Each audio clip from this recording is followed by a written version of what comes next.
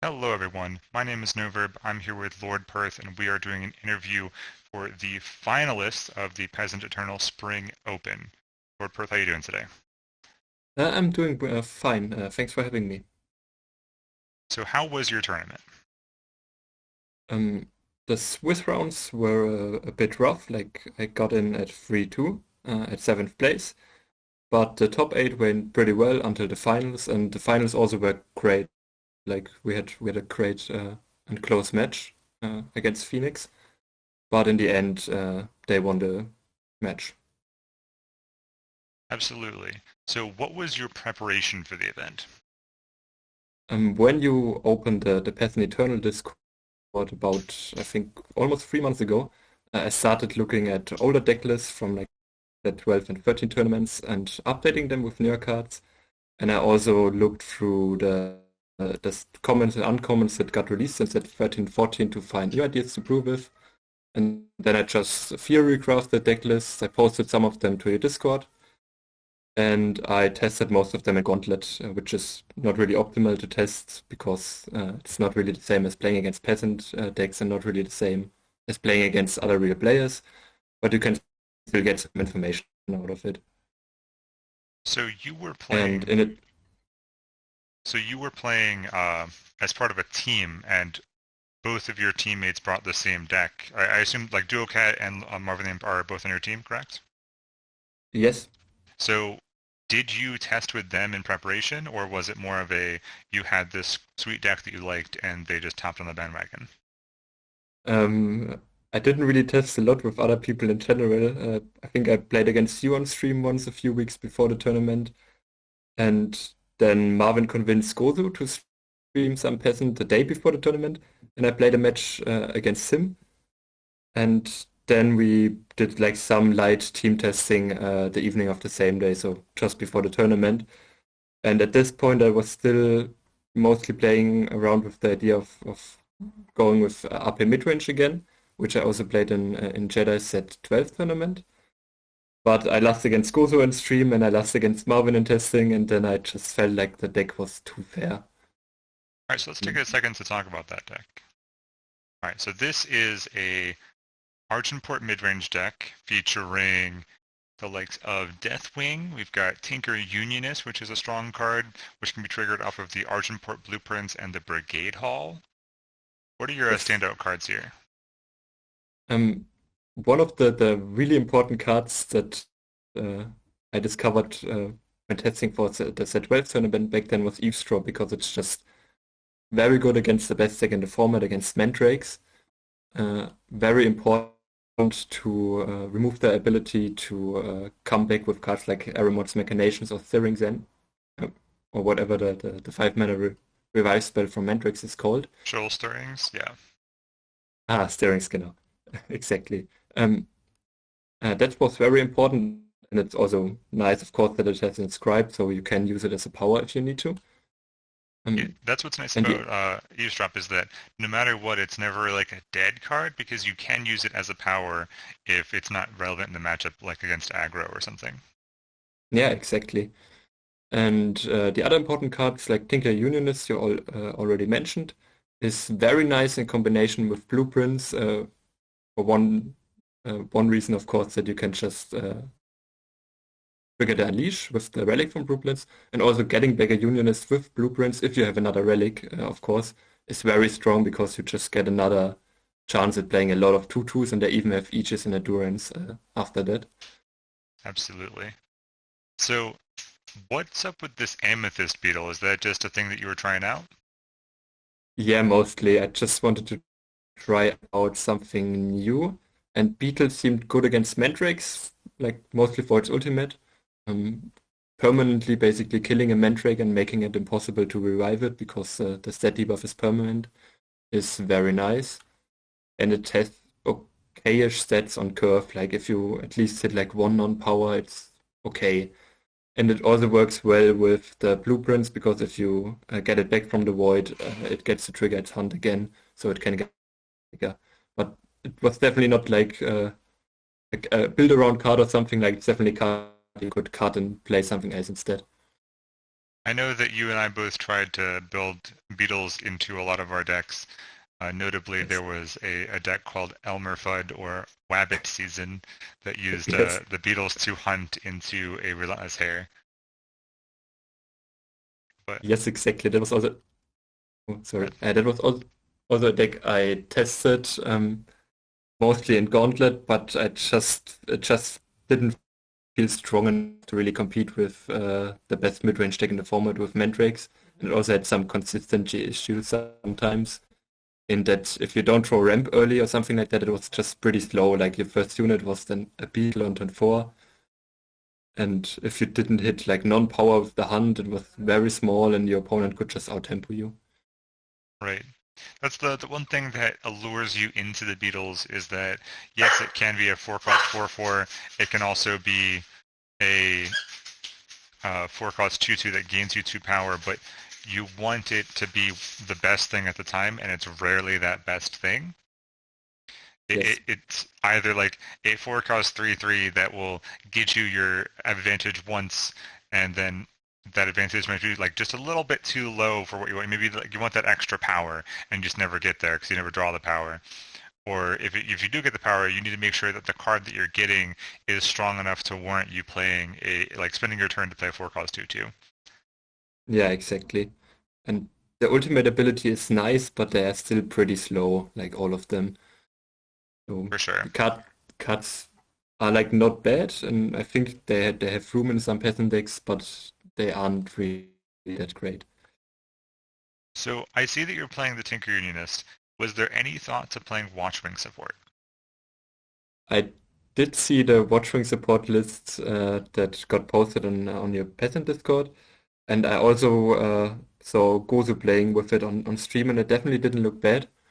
I was just kind of stuck with my old list and wanted to play it as is uh, at first. And then it was basically like evening before the tournament, and I didn't really want to like try something completely new, and just wanted to go with the deck list that I already tested in Gauntlet. And so I just went through them after deciding that RP midrange is not really the way to go. And Skycrack just seemed like the best choice out of the options I still had. Absolutely. So let's bring that Skycrag deck back up. After I lost to Marvin with RP midrange, I played one more game with Skycrack control against him, and then one game against Duocat, and the deck performed very well in both of those games. And so that kind of led to us deciding to play the deck. So I know that you and I had very different ideas of what we wanted out of a Skycrag control deck, with me wanting to play a Warding Beacon and Tomb of the Azurmage in the main deck. Uh, Yeah, what what brought you to your design choices? yeah, exactly. I think the discussion on your Discord started when I posted an FTP control deck, and then you brought up that we could just cut the time because it was basically only Talk of Wars, which can be replaced with Strategize, and then like find a way and the Big Bunny. But all of them are kind of replaceable, and Skycrack just has a better power base. And then we posted two lists like only like a minute away from each other. And I think still for the most part they were similar, but yeah, your list had like Tomb of the Surmage and the Beacon in the main deck, which I can definitely like. I definitely don't think it's bad, but I kind of prefer playing. I just call it like old school style control list, which is just like card draw consistency tools and removal and like one or two win conditions. I just Absolutely. prefer playing with that. Um, Similar to like the old Horror control list where you played Scourge in the market, but now you replace the Scourge as win condition with like Tomb of the Surmage. Yeah, usually the Tomb of the Azurmage is just go out of the market, you're paying 10, and you're going to deal them 20 plus damage. That's the idea. Yeah, exactly. Although what I discovered in the tournament, and I didn't really think about it before, is that there are like two approaches to using Tomb. It's either the way you described, that you wait until you have 12 power and then delivery, immediately play Tomb, immediately ultimate, which is kind of the safe route because it's very difficult to interact with that. Even fast speed relic removal can't really stop the ultimate there because they don't get a window when you play Tomb, they only get a window once you use the ultimate, and then it doesn't counter the ultimate. Yeah, But it's very interesting. I think the best way to counter your deck, oddly enough, is to eavesdrop you. Because yeah, the eavesdrop, like it will counter mandrakes by taking the mandrakes out of the discard pile, it's taking your spells out of the discard pile, which means that your Tomb of the Azure Mage will deal no damage when you pay 8. Unfortunately, yeah, eavesdrop is not a fast spell, so you still have to get through the island's favors, you have to get through the Cobalt Waystones, breaking through that Aegis, and then have the eavesdrop. So I don't know if a lot of decks are playing both eavesdrops and then ways to break phase Aegis. yeah, exactly. That's right. Eavesdrop is very good against the deck if you can resolve it.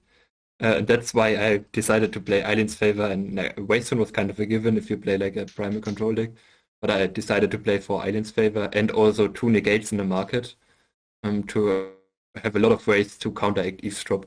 Because that was also the first thing I looked at if I opened like the deck list for my opponent. Which ways do they have to face Aegis if they have play Eavesdrop? Like the Mandrake list usually had Darkwater Vines, and then maybe somewhere in the market, and some of them had Vara's Favor, but not really a lot outside of those. So as long as I was able to play around the ways to break phase Aegis plus Eavesdrop, I was in a decent spot with my win condition. Absolutely. And I saw in one of your matches you were very, very quick to try to remove Darkwater Vines as soon as possible so that they couldn't ultimate and break your phase Aegis. Yeah. Or like in some matchups, I actually try to activate them early before I played my face Aegis because I even like getting cards into my void. Like if they mill 4 spells or something like that, I'm very happy about that. And then play the face Absolutely. Aegis after that. So let's talk about a few of your 2-ofs. You're running 2 of Warning Shot, 2 of Bullseye, 2 of Barbarian Gorillas, 2 of Flash Floods, and then a few like random 3s like Carver from the Storm and Skycrag Adepts. What's your reasoning behind those numbers? Okay, Warning Shot is kind of just to have more power, and it's not really a strong enough card, and I don't think you need more than 31 power because you also have a lot of cheap cards to get towards more power that I wanted to play 4 copies of. I guess if people would start playing more Oni Ronin Acro style decks or more Carver decks, then it could be a 4 off, but at this point I think 2 is enough. Bullseye was a last second inclusion because I was afraid of the Watchwing support Garrett deck that got fear recrafted on your Discord. Um, because I was afraid that I could not answer a really big Garrett consistently enough without Bullseyes. Like my other ways were like Soulfire at fast speed and then the one card's choice in the market, and I didn't think that would be enough if people decided to bring that deck. Absolutely. And even then, you're worried about them playing Voprax's Choice or something else to get it back and then come at you again. But the Bullseye is a nice hedge to save you some time. And it's not just a dead card either. Like a lot of cards that will answer relics only answer relics, and this allows you to answer early creatures in the aggro style decks while also having a good like use case for that matchup. Yeah, exactly. It also came up against the like mid-range. It was very nice at killing piercing creeps against FGS because Sure. it like saves me free life and takes away free life from the opponent basically, and it just kills a lot of 1 or 2 drops. And it's also nice that it counts as a damage spell, so you can get it back with Skycrack Adept if you need like 2 relic removals, I relic saw weapon that removals. come into like I'll play a lot with Obstructive Flicker actually. You used Yeah, Skycrag Adept to get that back quite a few times. yeah, that's also a nice interaction. Yeah. Then the next two of Flash Flood was a card that I changed the numbers on quite a lot. I think I started out with 1 copy, then tried to play 4 copies at some point, then 2 copies. It's very dependent on what you expect to see. It's really, really good against most mid-range decks. It felt very good against Mandrakes. It's good against something like Archenport mid-range.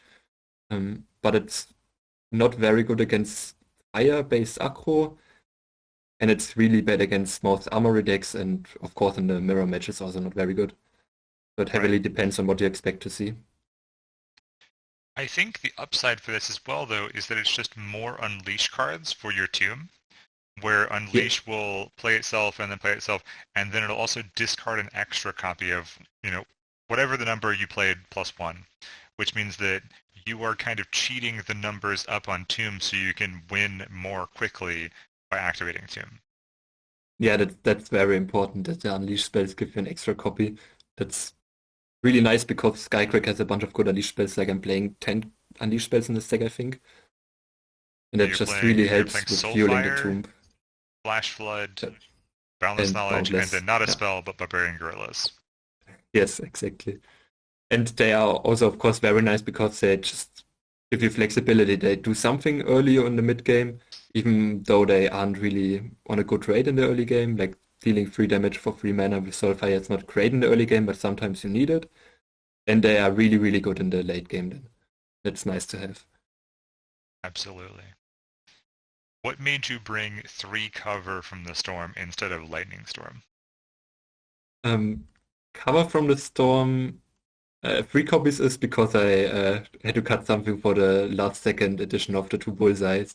That's the Skycrack Adept and the cover from the Storm. Uh, so they really look like random 3-offs. Like, I think cover from the Storm just hits like a lot more stuff than Lightning Storm. Not really against Mandrakes. I think there it's pretty both almost do the same job. But against something like Compre Aggro cover from the Storm is a lot better. Against Archenport midrange cover from the Storm is a lot better. Yeah, aside from And killing, it can't kill the 4 drop, or not the 4 drop 3 mana 4/4. The one that you had in your Archmage mid range, the yeah, Myrmidon Elites, I think it's called. It has lifesteal, yeah, and yeah, it doesn't kill that, but aside from that, like all the other threats in Combray get taken care of by the 3 damage if you can catch this awakened student before it gets too big.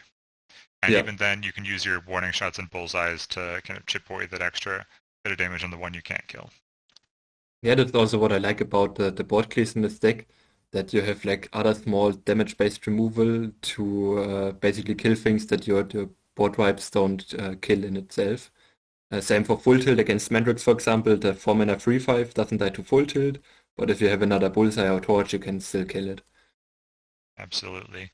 Was there any consideration to playing cards like Searing Fist in order to take care of 4 drops as a 1-for-1? I don't think I ever had it in my list, but I definitely thought about adding it.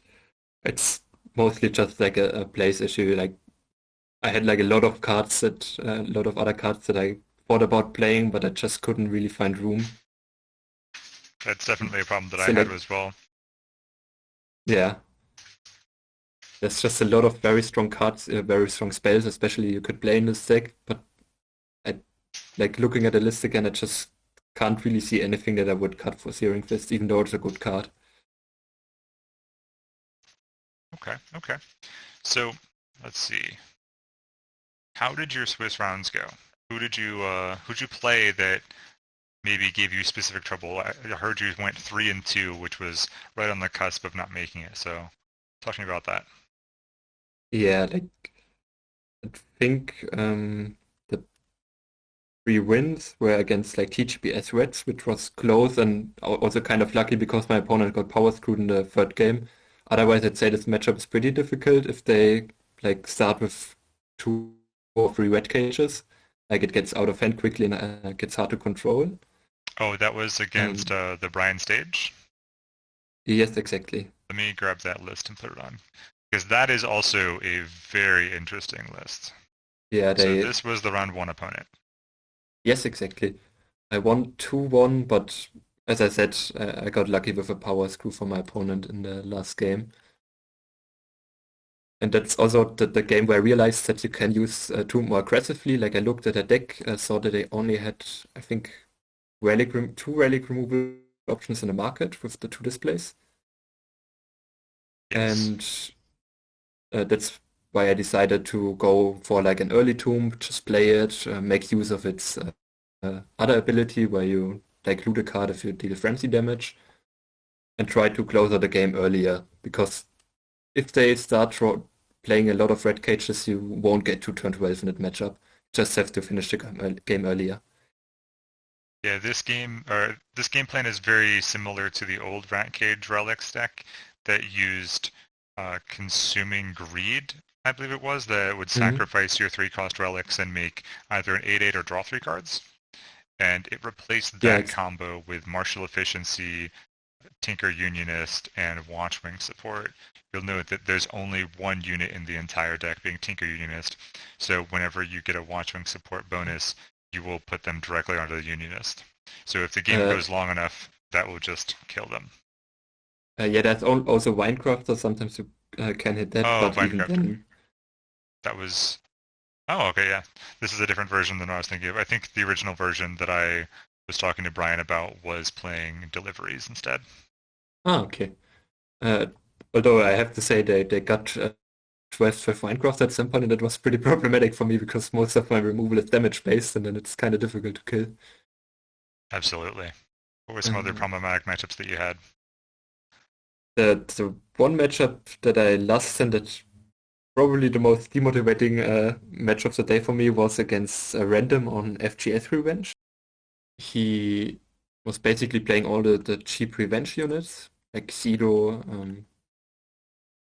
Gunpowder Alchemist, and it was Yes. pretty rough to beat because it's just hard to outgrind it. Like if they start getting one or two revenge units into rotation and into their void, they can basically play like Display of Ambition as a spell that reads play two units that do something, draw two cards, and that's just very difficult to beat with a control Especially deck. since Random's deck is also playing the Vine Grafter, which you had trouble against Mandrakes, making their revenge units have regen as well as revenge, so you have to spend spell after spell after spell to deal with them.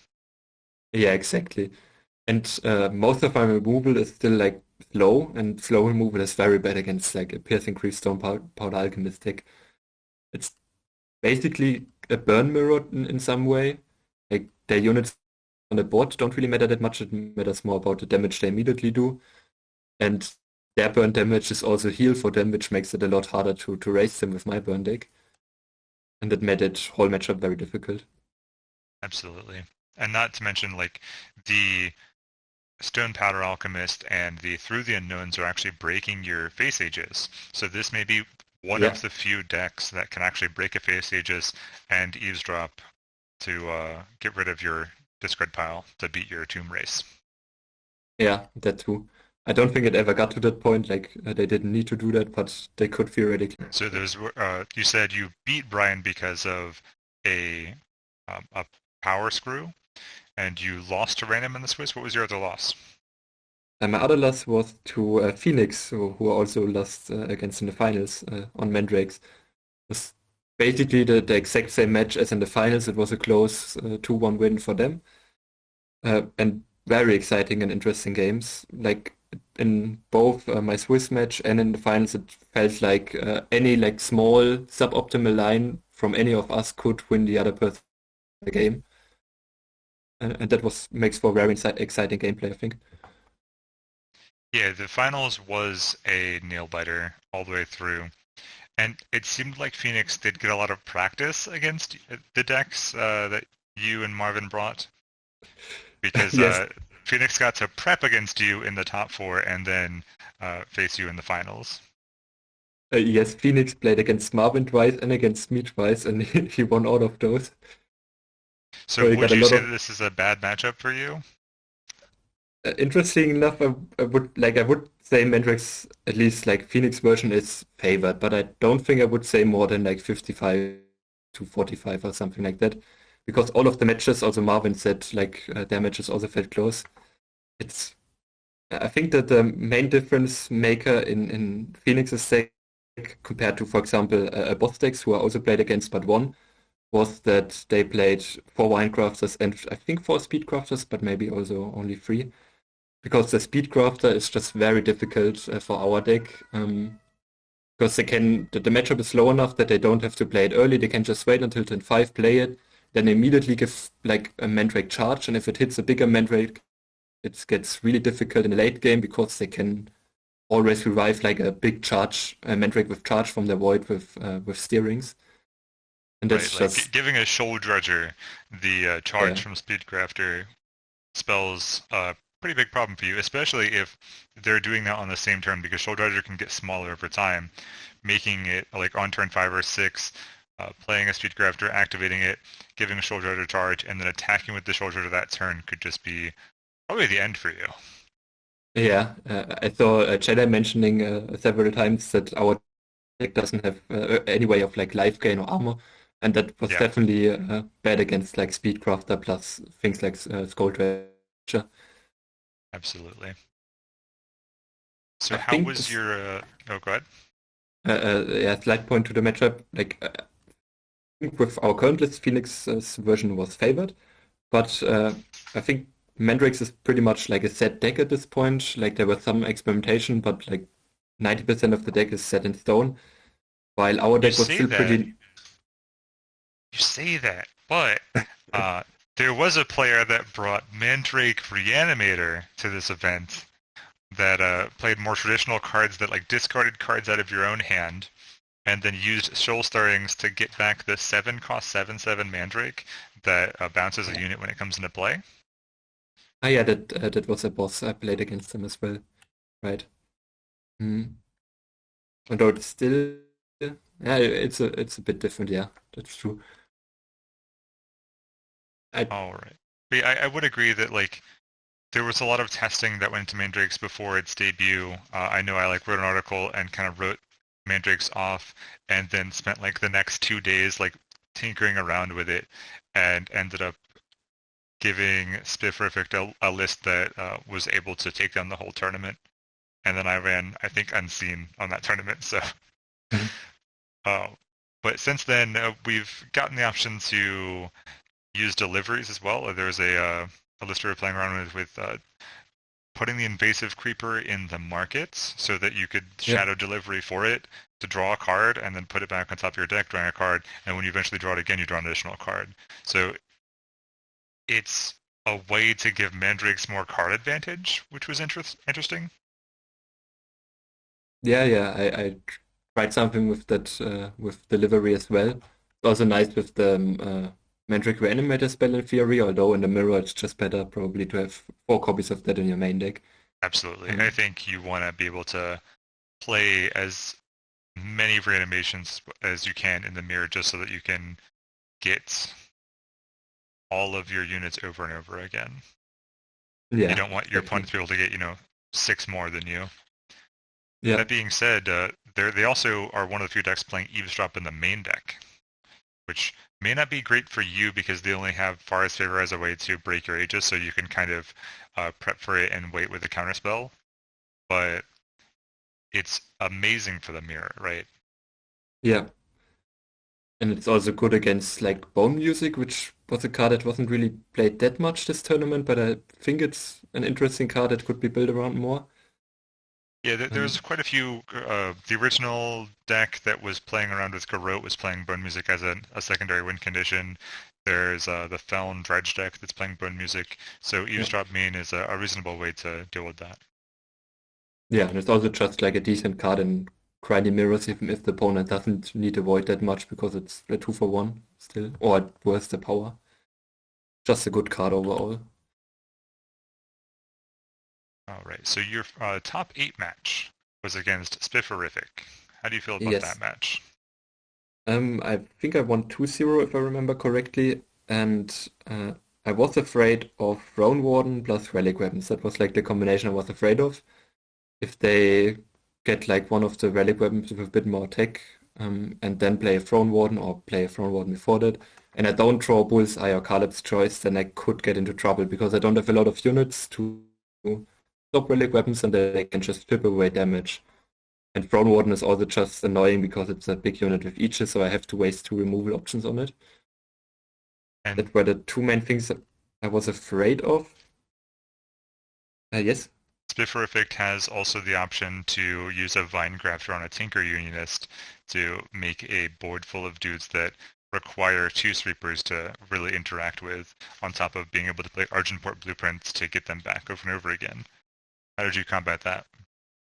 Yeah, exactly. It's also a thing to keep in mind that they have some very good late game options. Also, martial efficiency plus Watchwing support can make for some really, really big units that And make it. when your main removal spells are all damage based, it must have been hard to try to deal with the units that were like 6/6s, 8/8s, 12/12s, in some of our testing, 48/48 Tinker Unionists.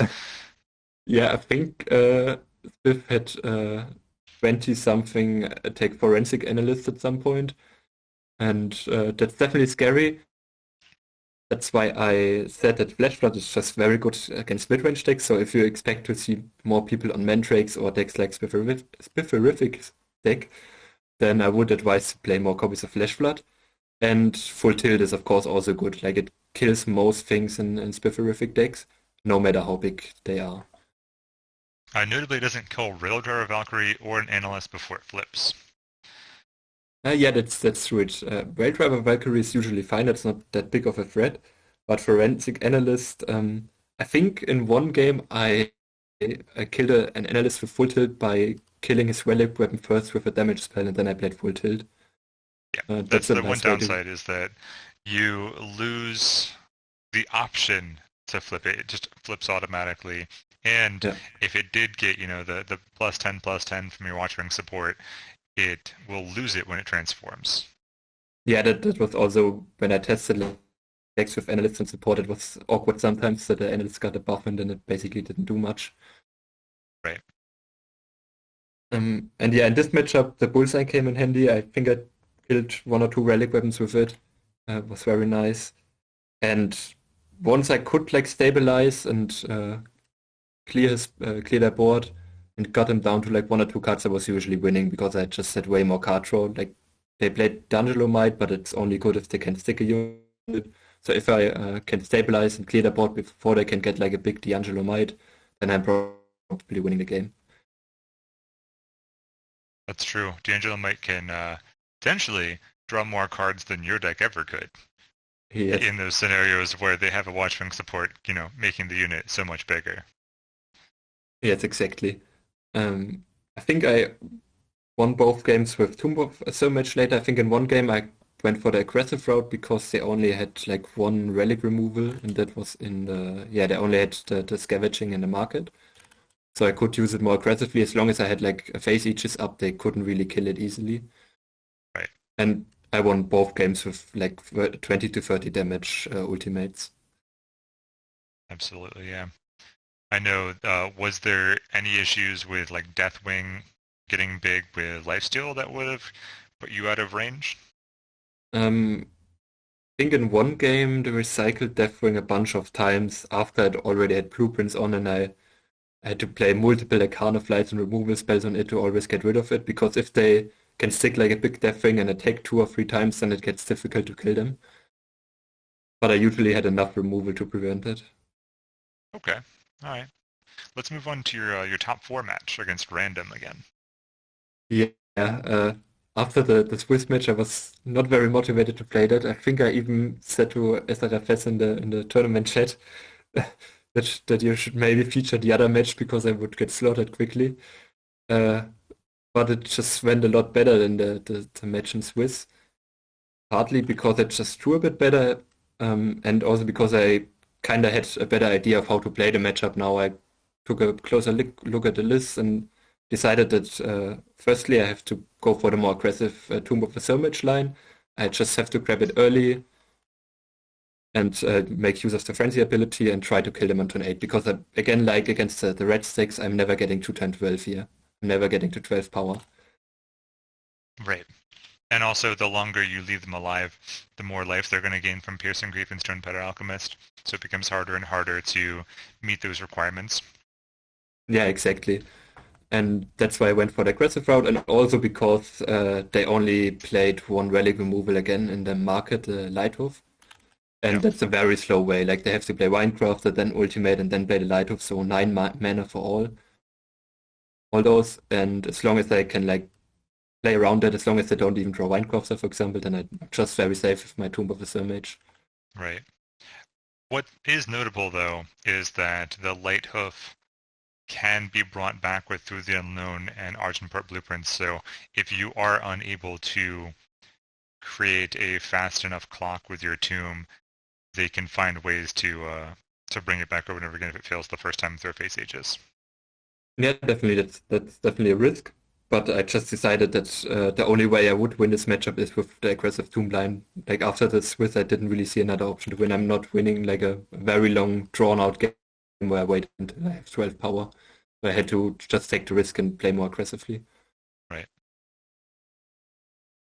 Do you have any other notes on this matchup before we want to move on to the finals? Yeah, I think I also already mentioned earlier that the cheap fast removal spells were nice here. Bullseye and Flicker worked very well against the Piercing Creeps. I think I killed two Piercing Creeps with a Flicker once, and that basically gave me or prevented them from getting a plus of 12 life in total. And that was very important in the matchup because, like I said, it's basically a burn mirror match. Right. It's very interesting that it's considered a burn mirror match when neither of you are really playing burn decks. Although, to be fair, you are playing a good number of burn spells. It's just when I think of burn decks, I think of your low to the ground, mono fire, torch, torch, torch, sear, sear, sear, attack you with Oni Ronins, etc. And here we've got a Piercing Grief and Stone Proud Alchemist acting as burn spells, being brought back with Through the Unknown's Archmort Blueprints and Display of Ambitions, and you're over here playing Soulfires and Skycrag Adepts to get back the Soulfires and do 15 damage in a turn. Yeah, exactly. It's kind of weird, but none of our decks really does play to the board that much, so it ends up being about immediate damage. So I kind of call it a burn mirror. Right. The only difference there is that random gains life with theirs, and you don't necessarily Yeah, gain life with yours. yeah, exactly. All right, let's check out the finals. We already talked about Phoenix's deck earlier because you faced both Random and Phoenix in the Swiss. Yeah, So, is there exactly. anything you wanted to note from the finals matchup? If you want to check it out, along with this video, there is going to be a in that playlist the finals mirror or finals matchup on camera, and also we have your on-camera match with Random in the top 4. Mhm. So you'll get to see both of these things live or recorded live. Um, yeah, I think the one thing I would talk about was like the last turn or the last two turns that I could basically watch live because you were on delay, and it was interesting to also see you talk about the situation, like seeing my hand and thinking what I could do to survive. It was very close at the end, and I think we basically had the same idea that I was on 10 power and I had like strategize wisdom, I think an Arcanofly and stuff like that in hand, and Nova and Phoenix had two threats that could kill me next turn that I had to answer. And yeah, my idea was to play like double strategize. I thought that the second strategize would be better than Wisdom because it meant that I could find another out with Torch and undepleted power. Because if I remember correctly, I hadn't played power on the turn yet. So if I draw Torch undepleted power, I would be at 6 power with Arcano Flying Torch and could have killed both threats. And And there was also like then a be at full the tilt line. You had the 6 power left over, so you could draw your second flash flood because you already played a flash flood. There was somebody in chat mentioning that you could have tried to delivery for reread for flash flood to buy yourself a turn. yeah, that's what I wrote in the Discord after. I'm not sure if someone in the chat wrote that as well, but that's what I wrote in the Discord like 10 or 15 minutes after the game. I just got the idea. Yeah, I could have. I drew into delivery with the first strategize, so Right. I still had 8 power. I could have delivered, reread, and then I had 4 power left for like 2 flash flood activations, which meant I could have killed the already stunned unit and stunned the dredger, and that would have given me another turn. That was another line ahead. But I just didn't see it at the moment. Yeah, it was a tight matchup overall. As you said, all of your matches went to 3 games. Both you and Phoenix are on the same time zone, so you were both Yeah. playing in the middle of the night. Yeah, Because we finished at what, like 6 p.m. EST, so that must have been like past midnight uh, for you. it was half an hour before midnight for me. Half an hour before midnight. Yeah, Okay. So you were both having played 6 hours and tired. Like you can't make the perfect decisions, especially when you are trying to like play through every turn as optimally as possible. There's going to be some things that you don't consider, some things that maybe get overlooked as you have another game plan in your head, yeah, especially with how many different lines your specific deck has. yeah. That was pretty much the case there. I saw the delivery after the first strategize, and my idea was I have to keep the delivery because I think I already played two at this point, so only one more left in the deck. And I wanted to keep the delivery for Tomb to kill them like in one or two turns. And so I probably didn't even consider in my head that I could use the delivery for anything else because I was already stuck on that I have to use it for the Tomb. Right. Yeah, it was quite the match. It was quite the finals. I am a little sad to see Mandrakes win his second one, but it was a great showing for the Skycrag control deck. You put two people from your team into the top eight, one and top four, one in finals. Yeah, I think it's a great showing. Is there anything that you would change going forward from your deck? I think most of the things I already mentioned are like heavily dependent on what you expect to see. For example, in the TNT tournament in 2 weeks, like if you expect to see more people play Mandrax now in RP midrange and similar stuff, then it could up the number of Flash Floods. If you expect more people to play a relic weapon deck, you could up the number of bullseyes. But I don't think you have to make like really big changes other than, yeah, I don't really see any big changes you have to make. What do you One, think are the cuts to add more bullseyes or flash floods? Like, what do you think is the least important card in this deck? oh, that's a very good question. Um, Actually, the barbarian gorillas, like, I think they are good, but they didn't really come up that often, surprisingly, because like in my matchups against Mandrakes, they don't really kill anything. Against the TGP as relics, it's good in theory, but uh, in practice, at the point where you play like double gorilla, they already gotten like a million reds out of the red cages. Or a million triggers out of their And Watchwing support? yeah, exactly. And like they aren't really a threat against the deck as well. So I'd rather have like a lightning storm, for example, in that matchup, to just get rid of a bunch of reds, or maybe another cover the storm instead, something like that, or more like burn damage to clock them faster.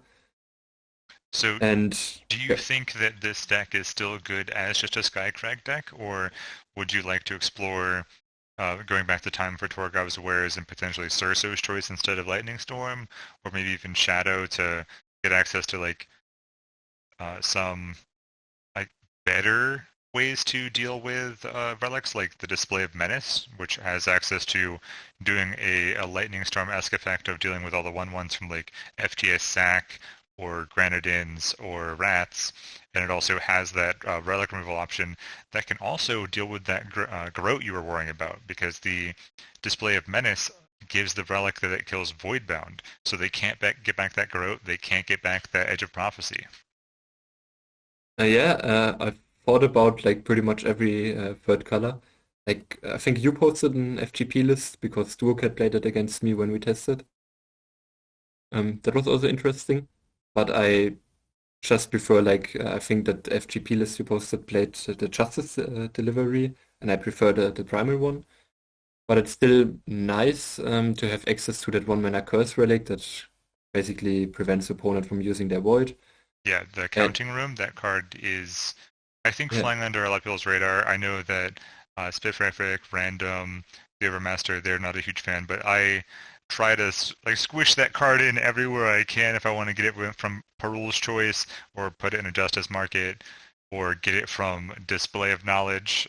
yeah, I don't know if Brian ended up keeping that one in the Rats deck, yes, but yes, they did. Yeah, so that's a yeah, good way to try to counter Mandrakes and Revenge and whatnot.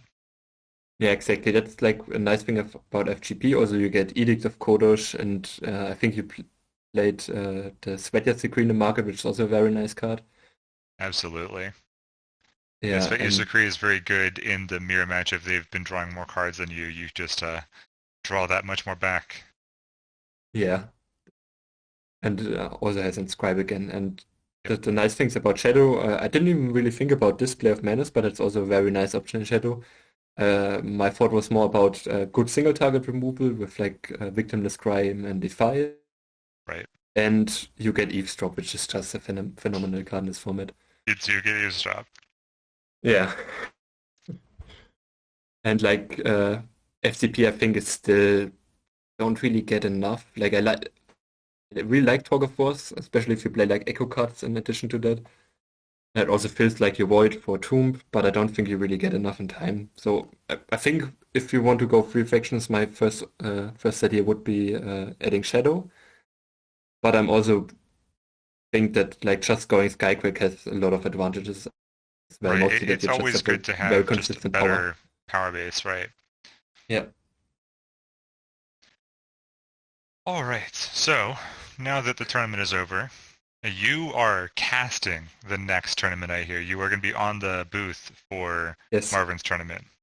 So you will not be bringing a tournament to, deck to the tournament. What are some of the best decks on your mind going into this tournament? Like before your tournament, I had not really didn't really have a clue what's good except for like maybe Mandrakes because it's always a good choice. And And that has only after been, it, re-upped on our list of like things to watch out for. yeah, exactly. Like after the tournament, I'm pretty safe to say that Mandrakes is probably the best deck in the format, but at least like one of the top three decks. Yep. It's I know just that this is like my personal thing, but I'm a big hater on Vine Grafter. I think it polarizes the format a bit too much.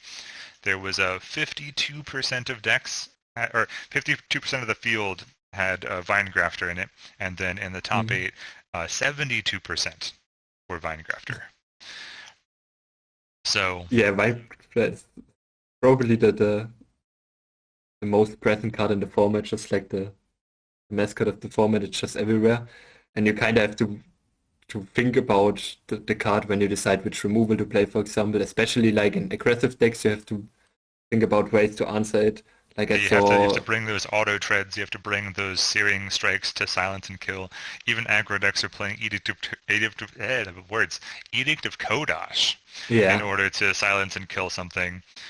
You have to just think of ways to get around that region as an aggro deck, and then even as a control deck, you have to think about ways to kill that Vine Grafter and the thing it's giving regen to, so that they don't run over you. yeah, that would be one of my main reasons to go to add Shadow to the Skycrack deck because damage-based removal is not very good against region units, and like adding defiles and victimless crimes would help a lot with that. So when you're talking about adding Shadow, what are the cards that you're going to be thinking about removing, and what cards are you thinking about adding? Is this when Flash Flood comes out for actual removal spells? Yeah, I think you probably cut Flash Flood in that case. It's a bit sad because like Unleash works very well with the Tomb, but maybe you just revamp the deck even more and go away from just having Tomb as a singular win con. Maybe you even go just cut a delivery market and play Winecraft instead because it's just an insane card. And But play then you'd probably be playing Tomb as a main deck card, right? Or do you not. just remove the Tomb idea altogether and find a different way to win the game? Yeah, I think probably the later. Uh, or you just go for like completely friendly control. Like I think you posted an FPS friendly control is to play Tomb Main and Minecraft the market, if I remember correctly. That's also You, like an option to go. I'm gonna bring that up on the camera here in a second. I'm gonna have to upload that deck list. But that is a deck that I went deep on many different variants. It was something to talk about for sure if you wanted to talk about it. Yeah, sure. I have to scroll through my 5 pages of peasant decks.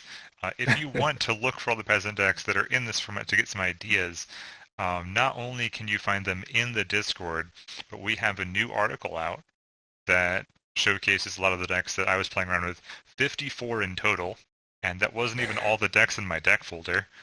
Uh, And you can also check out my no verbs eternal war cry. You can search my name on the Dex profile to. So this one is more all in on Tomb of the Azure Mage, and what it's trying to do is get Tomb into play, or get Found Adept into play.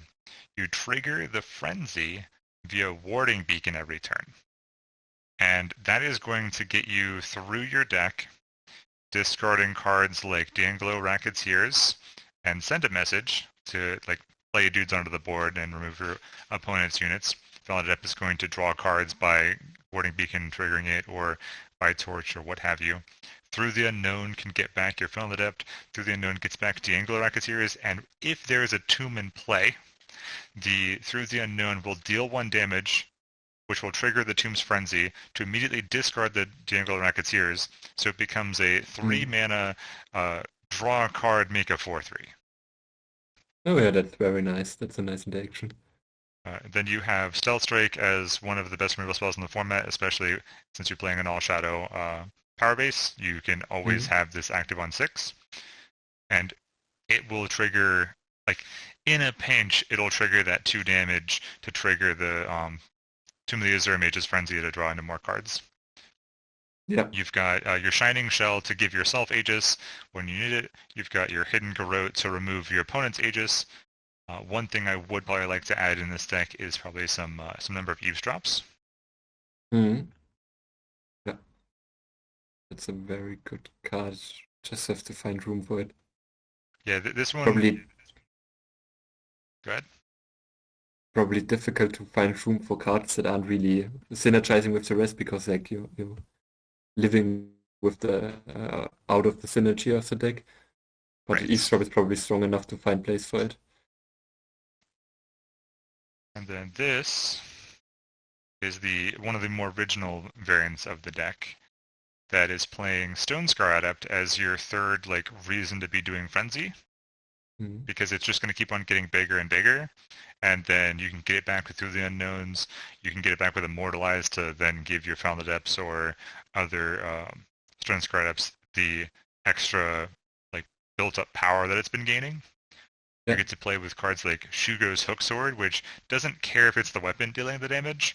So when your warding beacons are dealing damage, when your stealth strikes are dealing damage, when your torch is dealing damage, when your Through the Unknown is doing damage, you're making some 2/2s. Yeah, that's very nice. The And then execution in the execution in the market is very, very interesting. Yeah, this is a card that I was playing around with. I don't know where I'm landing on it. The main thing is that it is triggering your Frenzy on the opponent's turn. And it lets you, when you play your Stealth Strike, or when you play your Defiles or Through the Unknowns on the opponent's turn, you're dealing more damage to loot through your decks and more. But you're also able to trigger your Stone Scar Adepts to get out of burn range. Oh yeah, that's true. That's true. Interesting. And this one does have the Eavesdrop in the market with the Vine Grafter. Yeah. So anyway, that's a more frenzy control. I think this is way more all in than you want to be. This is where we diverged, right? Where you mentioned Skycry control winning with Tomb, and I'm just like, well, what if we just went all in on the Tomb plan? And I think this is going too all in from where you want to be with that Skycrag Splashing Shadow. You probably just want things like Defile. You just want the Eavesdrop. You just want the Victimless Crimes. And maybe even, as we talked about, playing a Display of Menace in the main deck. One of the modes is not really useful. You don't get to use the Sacrifice mode as much, but you can still deal 1 damage to each enemy, which includes the opponent, so it will trigger Tomb, and it also can get rid of relics. Yeah. I think you probably also cut Arcana Fly in that version, maybe, because with less Unleash spells like Flash Flood, you're getting less spells in the Void, and you also have less need for hard removal if you play Victimless Crime. Right. So I could see that as a cut, but I didn't really completely Fury Craft like an FPS controllers. I was kind of set on Skycrack already. Right. And you were the one who wanted to try the mirror image Arcano fly with Shugo tactics, right? How did that work out? Yeah, yeah, that was just like a thing that I had one copy of the Shugo Tactics in like the first version of the FTP list and played in Gauntlet, and then I had it in hand and thought, hey, maybe that works, and I tried it, and for some reason it didn't work. So I asked on Discord if it's intended that you don't deal overwhelm damage with the copy then, or that the copy didn't even get any buffs, like it didn't even have the buff at all from the Oh, Shugo okay. Tactics.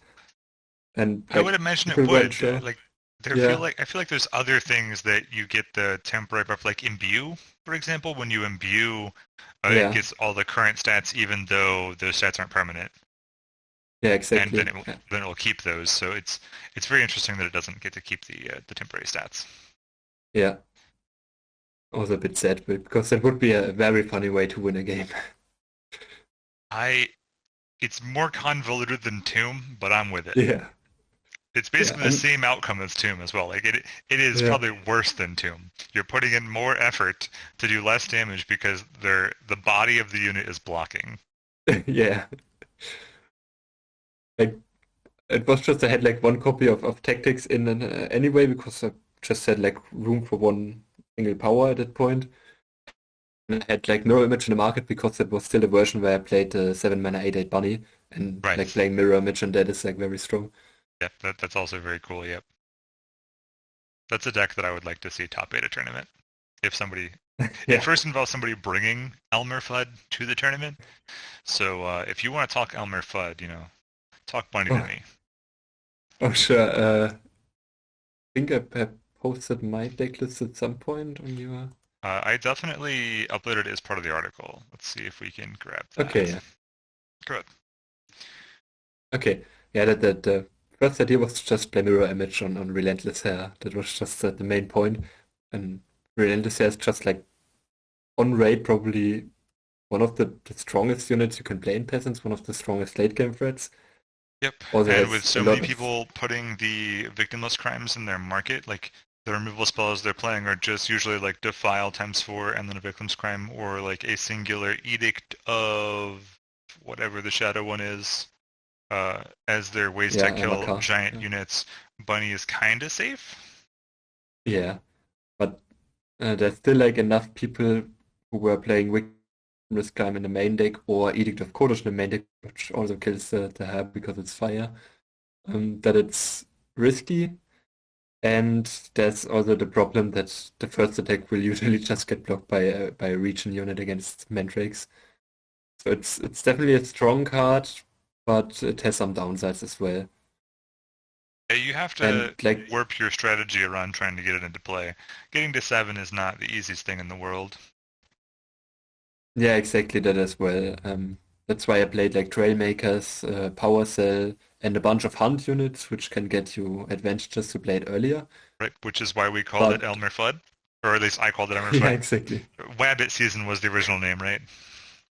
Yeah, I started with Bunny Hunt, and then when you mentioned that, I'm not really well versed with like Oh, so uh, English. there's a cartoon in Looney Tunes where Elmer Yeah, Fudd, his whole shtick is that he hunts rabbits, and Bugs Bunny is the main character, so he's hunting yeah. bugs. And he's like, I'm hunting rabbits.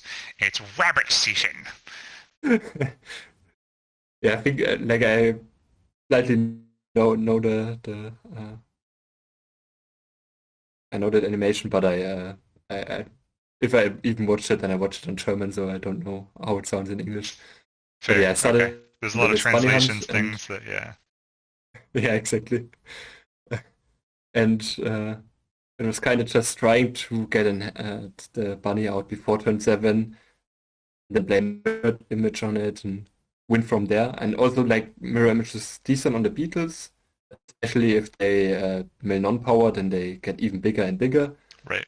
And it's also good with Arcanofly, which also works well with the hunt units because advantages fill your void with spells. Yep. It's one of the few decks that can play a bunny on turn 4, right? Because you get to play Trailmaker Yeah, on 2, Beetle on 3, hopefully getting double advantage, and then you get the bunny on 4. Yeah, that's a high roll. And then you just draw another mirror image and just win from there. Right.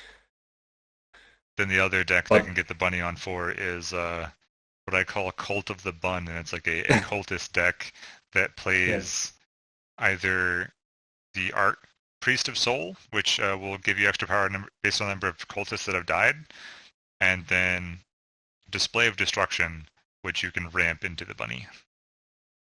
Yeah, exactly. That's also a nice idea to bring it out faster. Display of Destruction is generally like a interesting ramp card. I don't think there are that many things in Peasant that are worth like using that mode on, Right. but Relentless has We're not probably going the into best the one. Yeah.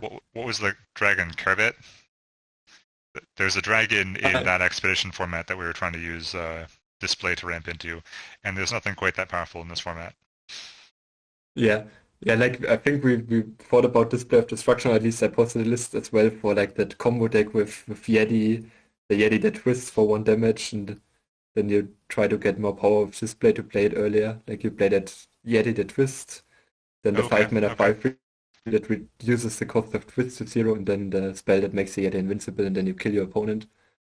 I know when it But was yeah, that first announced, I wanted to play uh, Talir combo with Display of Destruction because of yeah, being able to turn 1 play a mana dork, turn 2 sacrifice the mana dork for um and then you're I don't at 8 power exactly. yeah, there was a way to get exactly 8 power because it was 2 power in play. You had the mana dork, which was 3, and then you played 3 to. It wasn't on turn 2. It might have been turn 3 that you could get up that much power, Mhm. but it was. I did it exactly once, and then never played the deck again. Yeah, yeah, I've played this spell in a bunch of other Thrown decks as well. Like I played it in Overloader combo at some point, and in like FCS Trove decks before Trove got nerfed, Brex's Trove. Right, Generally, a very interesting card. I just don't think at Peasant that there are not really a lot of cards that are powerful enough that you are spending like basically a unit from your board and a 3 mana spell on. right. But Relentless has probably one of the best options for that because it's really, really strong if you can play it in 3 or 4.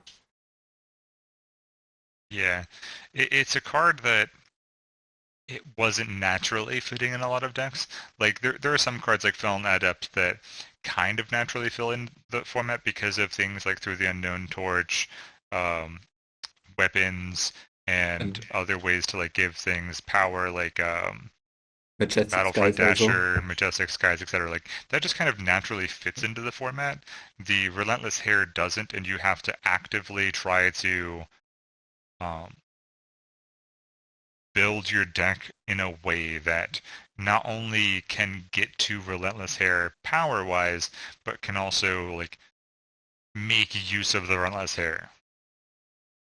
Yeah, exactly. And that was kind of a problem with this deck, at least with my list, that you're decently, yeah, like you're fairly good at getting to the hair if you draw it, but um, sometimes you just didn't draw like you either just drew like the rampart, you drew like Trailmakers, Power Cells, and like Kick Flick Monk also has like an early unit, and like, the Finder Ways and some removal, but it just didn't draw like good late game. It didn't draw high, it didn't draw Arcana Fly, and like Right. in other games, you just got stuck with 2 Arcana Flies and a Har in hand and couldn't play. It was like my main problem with the deck.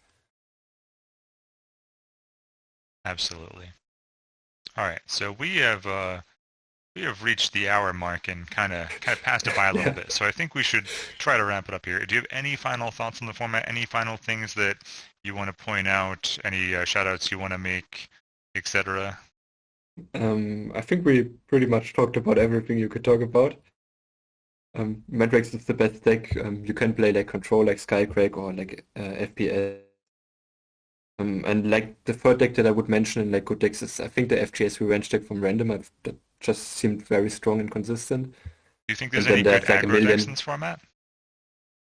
Yeah, I think there's like a million other decks you can theoretically play. Just look through the deck share part of your Peasant Discord. There's so many decks. I think you can probably play some aggressive fire deck if you find the right removal for Minecraft and stuff. Elysian Flies is also a good aggressive deck, I think. Yeah, At that's least one if deck that we you, did not see today. We did not see, or not today, but on Saturday, no one yeah, brought an Elysian Skies deck. Or I know we were playing around with a DPS, yeah, TPS Skies with Felnet Apt, so like nobody brought either of those things. So it's gonna be interesting to see how many different decks get like brought to Marvin's tournament, which is again on April 15th at Y- 11 a.m. EST, I believe, right? yes, I think so.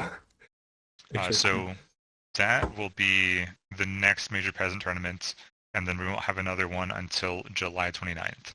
So hopefully we'll see some variation, and it won't just be the like uh, Mandrakes versus Skycrag all day every day, but Yeah, we've got another a little over a week, a week and a half to test it out. If you're not already in the Peasant Eternal Discord, there's going to be a link down in the video description. There's also going to be a link to the article, and all you have to do is join, say, hey, let's get in some games, take a look at all the deck lists. We have at least 30 in the deck list discussion channels. We've got a few in deck help that are still like being designed around. But then if you look on the article, it was 54 decks over 15 different archetypes. And I've always got more burn in my head every day. So just talk to me and we'll make you a deck. yeah, exactly.